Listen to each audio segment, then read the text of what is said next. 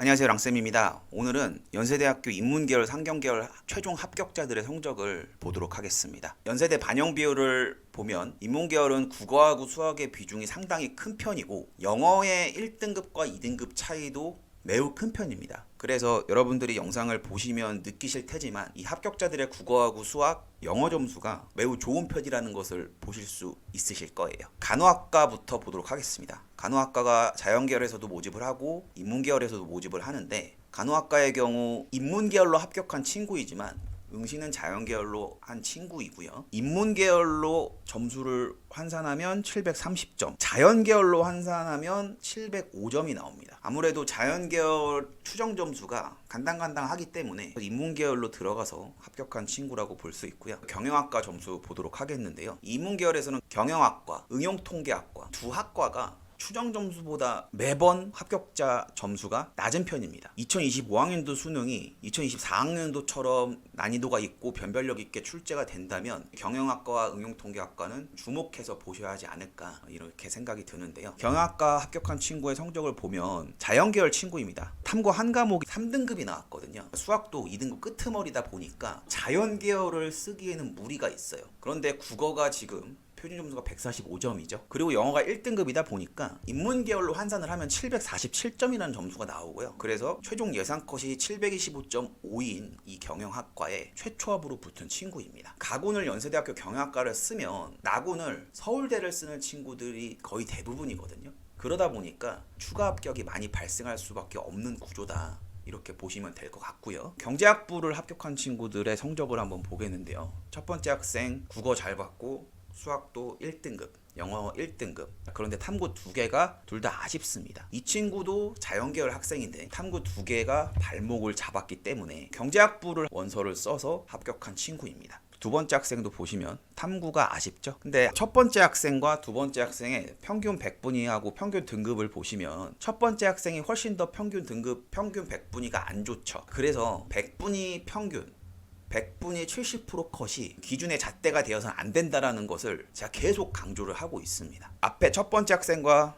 지금 현재 이 학생을 놓고 봤을 때 연세대 점수로는 앞에 학생이 훨씬 더 점수가 높은 편인데 100분위로 환산을 해보면은 현재 이 학생이 더 높죠. 근데 연세대는 뭘로 가죠? 표준 점수로 가기 때문에 100분위는 이 정도 라인의 학생들이 들어가는구나, 지표로만 활용하셔야 된다, 항상 강조드리고 있습니다. 세 번째 학생도 연세대학교 경제학부를 썼는데요.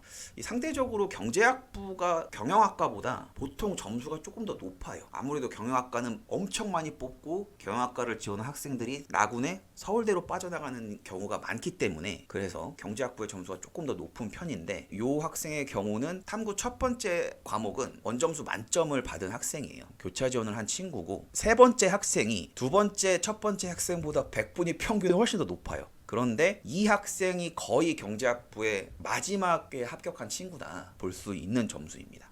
간호학과부터 학생들의 성적을 제가 소개해 드렸는데 사탐 선택자가 없어요. 그러니까 연세대학교 인문계열 상경계열의 경우, 특히 작년 같은 경우에는 자연계열에서 탐구가 삐끗한 친구들이 많이 교차 지원을 했다, 이것을 보여주고 있습니다. 다음 교육학부 합격자 성적표 보겠습니다. 이 학생은 사탐을 선택한 친구인데요. 점수 자체가 상당히 고른 편이고요.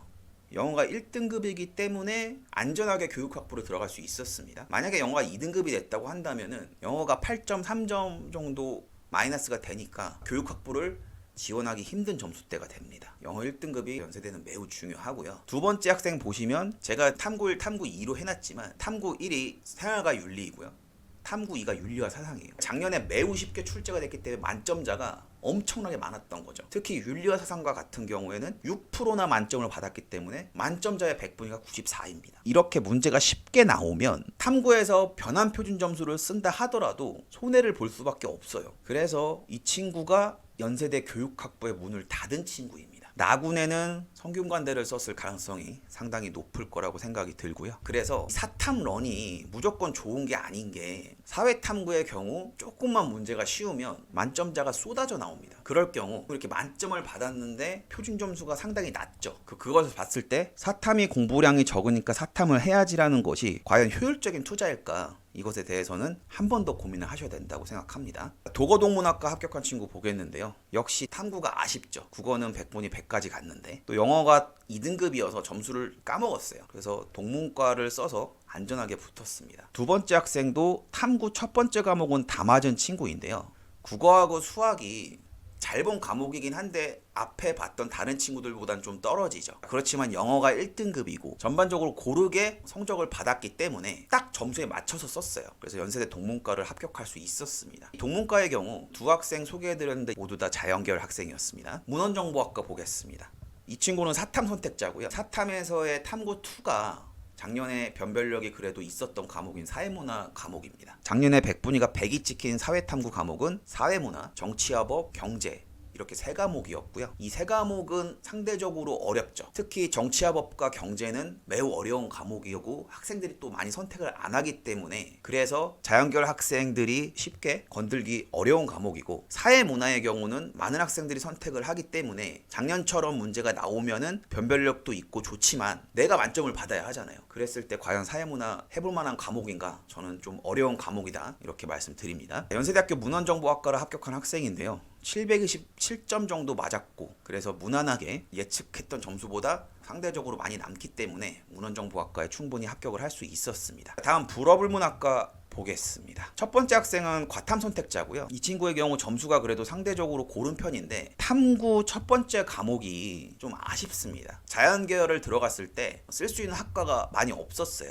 그래서 불문과를 선택해서 안전하게 합격을 한 친구고요. 두 번째 학생의 경우는 사탐 선택자입니다. 탐구 첫 번째 과목을 다 맞은 친구이고요. 역시 안전하게 예상되는 학과로 들어가서 최초합을 한 친구입니다. 동문과도 그렇고 불문과도 그렇고 안전하게 들어가려고 하는 친구들이 합격을 합니다. 그러면 이런 어문계열은 연세대에서 추합이 많이 안 돌기 때문에 점수가 모자랄 때는 이런 학과는 쓰면은 안 됩니다. 피하셔야 돼요. 다음 사학과 보겠는데요. 과탐 선택자입니다. 이 친구의 점수가 거의 문 닫기 직전의 점수라고 볼 수 있는데요. 역시 이 점수가 나올 수 있었던 것은 영어가 1등급인 것이 컸고요. 탐구 첫 번째 과목이 점수가 아쉽게 나왔기 때문에 사학과를 써서 최초합으로 붙은 친구입니다. 다음 사회복지학과를 쓴 친구인데요. 이 친구의 경우 사탐 선택자이고요. 탐구 두 번째 과목을 다 맞았는데 70점이나 나왔다. 사회문화였고요. 탐구 첫 번째 과목이 아쉽죠. 그리고 영어가 2등급입니다. 국어를 잘 받고 수학도 확률과 통계를 선택한 것 치고는 점수를 잘 받은 편인데 영어가 2등급이고 그래서 인기 있는 학과를 쓰기에는 다소 위험 부담이 컸다고 생각을 해서 안전하게 사회복지학과를 써서 합격한 점수라고 볼 수가 있겠습니다. 그 다음 사회학과 보겠는데요. 사탐 선택자이고요. 역시 이 친구도 영어 1등급이 점수를 많이 올려줬습니다. 사회학과의 경우 재작년에는 인기가 없었기 때문에 작년에 입결이 올라갈 것이라고 충분히 예상이 드는 학과였고요. 그래서 예상했던 진학사나 고속성장의 점수보다 최종 예상컷이 훨씬 더 높습니다. 사회학과의 경우는 애매한 포지션의 학과이기 때문에 퐁당퐁당 그런 느낌이 있습니다. 그래서 올해 같은 경우에는 정시 입결이 작년보다는 살짝 떨어질 가능성이 매우 큰 그런 학과입니다. 다음 식품영양학과 인문계열 들어간 학생인데요. 식품영양학과의 경우 인문계열에서 4명밖에 안 뽑기 때문에 추합은 거의 기대하기 힘들죠. 그래서 점수에 맞춰서 지원해야지만 합격을 할 수가 있는데 이 친구의 경우는 탐구를 자연계열을 본 학생이기 때문에 아무래도 식품영양학과에 대해서 거부감이 덜하고 점수가 많이 남는 편이라 최초합으로 붙은 학생입니다. 두 번째 학생의 경우는요. 역시 자연계열 학생이고요. 탐구 두 번째 과목을 다 맞았습니다. 영어가 1등급인 것이 매우 유리했고요. 그래서 이 친구의 경우도 안전하게 합격을 한 친구입니다. 그 다음 신학과를 보겠습니다. 이 신학과의 경우는 학과의 특성이 좀 특수하기 때문에 점수가 다른 학과보다 살짝 낮은데요. 자, 첫 번째 성적표의 경우 사탐 선택자이고요. 수학 3등급이지만 국어 잘 봤습니다. 718점 정도가 나오는데 718점이 이번에 어문계열을 쓰면 떨어지는 점수입니다. 그래서 신학과로 지원을 해서 합격한 친구이고요. 두 번째 성적표도 사탐 선택자인데 탐구 첫 번째 과목을 다 맞은 친구입니다. 앞에서 봤던 친구보다 100분위와 등급은 높은데 이 친구가 문을 닫았어요. 수학이 표준 점수가 많이 떨어지죠. 그래서 717.7이 이번에 신학과 문을 닫았다고 추정을 하고 있거든요. 진학사나 고속성장에서 예측했던 점수보다 좀 더 컷이 올라갔죠. 그래서 제가 주목하고 있는 게 이 고속성장 연초 중앙이라는 것인데요. 고속성장 분석기를 보시면 적정 점수와 예상 점수가 있거든요. 그거에 딱 중간값을 가지고 온 건데 찐초와 연초 사이의 점수라고 보시면 되는데요. 이 점수가 생각보다 라인을 많이 좌우하더라고요. 그래서 이런 타이트한 학과에서는 고속성장 이 연초 중앙값도 매우 중요하다. 이것을 말씀드릴 수 있겠습니다. 다음 심리학과입니다. 심리학과는 꽤 인기가 많은 학과인데요. 인기가 많다 보니까 이번에는 입결이 떨어졌어요. 추합으로 많이 빠져나갔다고 볼 수가 있겠는데요. 첫 번째 학생 성적을 보시면 사탐 선택자이고요. 이 탐구 첫 번째 과목이 정치와 법이거든요. 100분위가 90분인데 아까 제가 말씀드렸죠. 정치와 법은 100분이 100이 있다. 73점입니다. 정치와 법이 작년에 매우 어렵게 출제가 되었고 다른 과목 100분위보다도 훨씬 더 표준 점수가 높아요. 그리고 영어 1등급이고 수학도 확률과 통계를 응시한 것 치고는 수학 점수를 뺏기지 않았어요. 그래서 728점 정도가 나왔기 때문에 안정지원으로 심리학과를 써서 합격을 했습니다. 그런데 최종 예상 컷은 추정했던 점수보다 낮죠. 그것은 이 심리학과도 경영학과나 응용통계학과처럼 빠져나간 인원이 생각보다 더 많았다.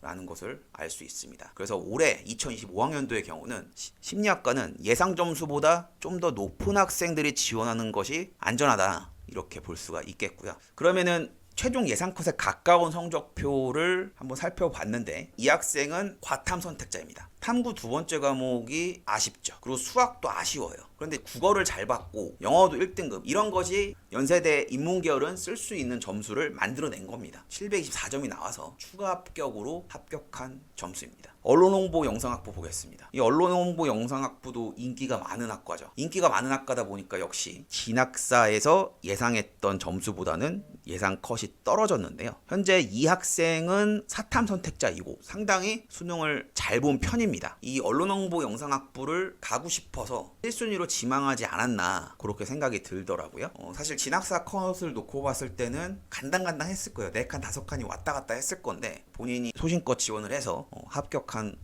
학생입니다. 두 번째 학생이 문을 닫은 학생인데요. 과탐 선택자고요. 나군에는 한양대나 성균관대를 썼을 것이고 그것을 안정으로 박아넣고 과감하게 연세대 언론홍보 영상을 질러서 마지막에 문을 닫은 학생입니다. 그 다음에 영어 영문학과 보겠습니다. 자, 영문과는 다른 어문계열과는 성향을 달리 보셔야 하는 것이 다른 학문과의 융합이 매우 유리한 학과입니다. 그렇기 때문에 자연계열 학생들도 상대적으로 거부감이 덜하고 그리고 반수용 학과로도 걸어놔도 되는 학과이기 때문에 여기는 붙여놓고 반수 이런 느낌이어서 진학사나 고속에서 예상하는 것보다는 점수가 조금 더 높은 데서 최종 예상 컷이 결정된다. 이것을 꼭 염두를 해 두셔야 하는 학과이거든요. 자, 첫 번째 학생의 경우는 사탐 선택자이고요. 탐구 첫 번째 과목은 다 맞았습니다. 수학 때문에 점수가 떨어져서 사회 상경계열 쪽을 쓸 수가 없는 학생이고요. 그래서 영어 영문학과를 써서 최초합으로 붙은 학생입니다. 두 번째 학생은 자연계열 학생이고요. 역시 탐구 두 번째 과목 때문에 자연계열을 지원할 수가 없었고 그래서 이 친구도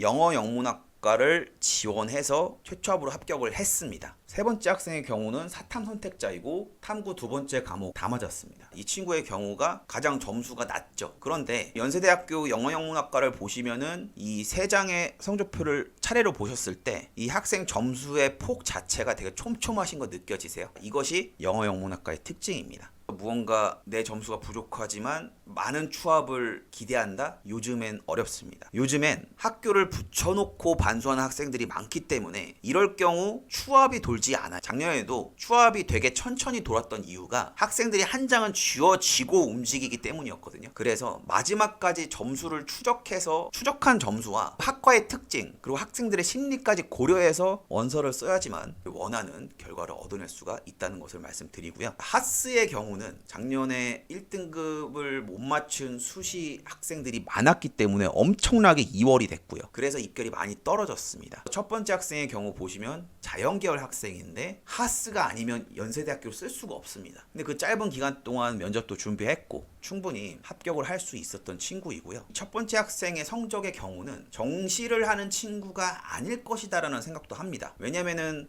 국어하고 영어로 최저를 맞추고 어떠한 수시를 지원했는데 탐구 과목 수학의 점수가 안 나와서 떨어졌을 가능성이 높거든요. 그럼 이 학생의 경우는 면접 준비가 되어 있었기 때문에 한 일주일 정도거든요. 그 일주일 동안 하스 면접을 준비해서 합격을 할 수 있느냐 그 싸움이었는데 성적표를 보니까 이 친구는 면접에 강한 친구여서 그 짧은 기간 동안의 면접으로 이 하스를 붙을 수 있지 않았나 이런 생각이 드는 성적표네요. 두 번째 학생의 경우 100분위가 96인데 작년에 국어의 경우 2등급이 되는 그러한 성적도 있었습니다. 영어를 제외하고는 1등급의 과목이 없네요. 그렇지만 하스로 봤을 때는 최종 예상컷보다 점수가 남았고 면접을 잘 봤기 때문에 합격한 케이스라고 볼 수 있겠습니다. 응용통계학과 보겠는데요. 응용통계학과가 항상 말썽입니다. 자연계열에서는 컴퓨터과학과, 인문계열에서는 응용통계학과. 특히 응용통계학과의 경우는 통합수능이 처음으로 실시되었을 때 엄청나게 입결이 높았거든요. 그런데 재작년, 작년 다 입결이 엄청나게 하락했습니다. 그 이유는 간단합니다. 경영학과와 같이 응용통계학과를 쓴 학생들이 나군에 서울대를 붙거나 아니면 약대를 붙어서 옮겨간 친구들이 상당히 많았기 때문입니다. 그러면 왜 응용통계학과를 쓰느냐? 영어영문학과, 반수하기에 편한 학과다. 응용통계학과 어떨까요? 만약에 나군이나 다군에서 메디컬 아니면 서울대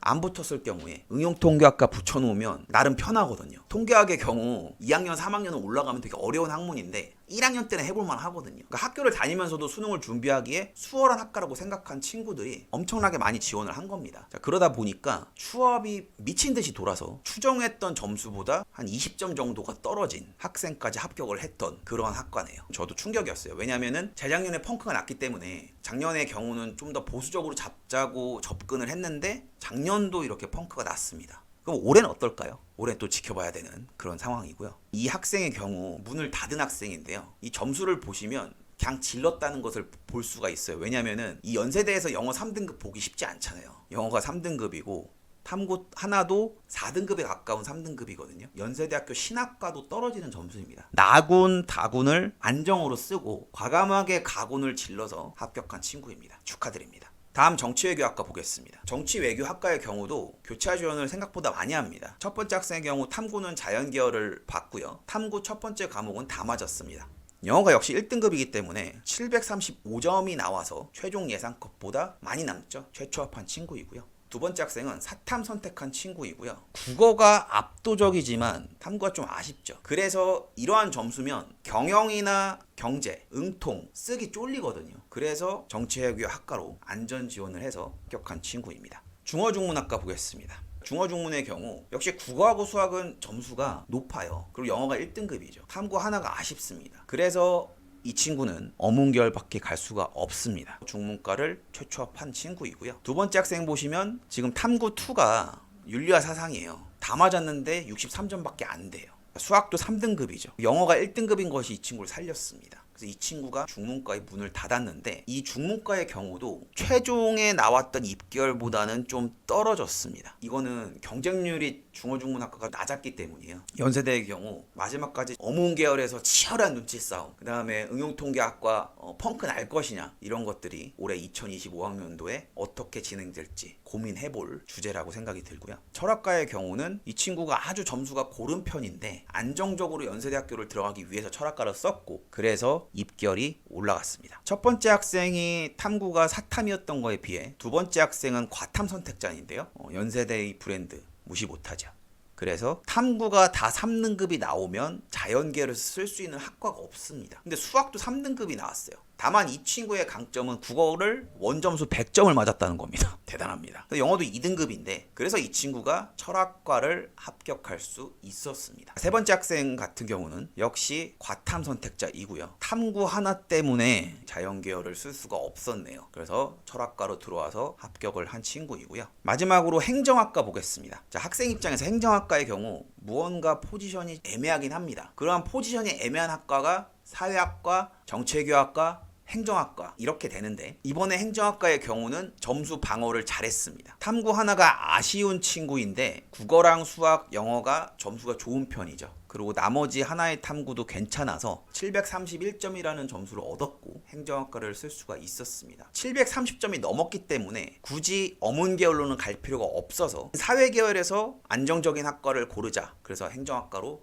들어간 것으로 보입니다. 두 번째 학생의 경우는 탐구 두 번째 과목을 다 맞은 친구인데요. 탐구 두 번째 과목의 경우 원점수 만점이 나왔던 친구인데 이 과목은 작년에 세계사였고요. 세계사의 경우 5%가 만점이 나와서 만점자의 100분위가 95네요. 세계사를 선택한 친구들이 많이 손해를 봤죠. 등급으로만 따지면 상당히 점수를 잘 본 친구입니다. 그런데 앞에 친구와 비교했을 때 연세대식 점수는 훨씬 떨어지고요. 그래서 안정적으로 행정학과를 써서 합격한 친구입니다. 마지막 학생의 경우 자연계열에서 교차 지원한 학생입니다. 역시 727점이 나와서 영문과를 쓰기에는 점수가 좀 남는다 생각했을 거예요. 그래서 행정학과로 들어와서 합격을 한 친구입니다. 이 연세대학교 인문계열, 상경계열을 보셨을 때 국어, 수학, 영어의 점수가 좀 튀는 친구들도 있었지만 대부분의 친구들은 세 과목 중에서 두 과목은 적어도 1등급이었습니다. 그만큼 연세대학교 인문계열에서 요구하고 있는 반영 비율이 국어, 수학, 영어가 매우 중요하다는 것을 보여주고 있거든요. 그리고 이 연세대라는 학교가 주는 프리미엄이 자연계열 학생들에게도 교차 지원을 할 수 있게끔 하는 매력적인 카드로 활용이 될 수 있습니다. 국영수를 잘 본 상태에서 탐구를 잘 보면 자연계열, 탐구를 좀 못 봤다 그럼 인문계열, 이렇게 올 수 있거든요. 연세대 인기 정말 많은 학교잖아요. 국영수 무조건 다 1등급 맞는다는 식으로 공부를 하셔야 하고 탐구 또한 놓치지 않으셔야 이 연세대학교 학생이 될 수 있다는 것을 성적표로 보여드렸습니다. 저는 또 다른 학교의 성적표를 갖고 찾아오겠습니다. 감사합니다.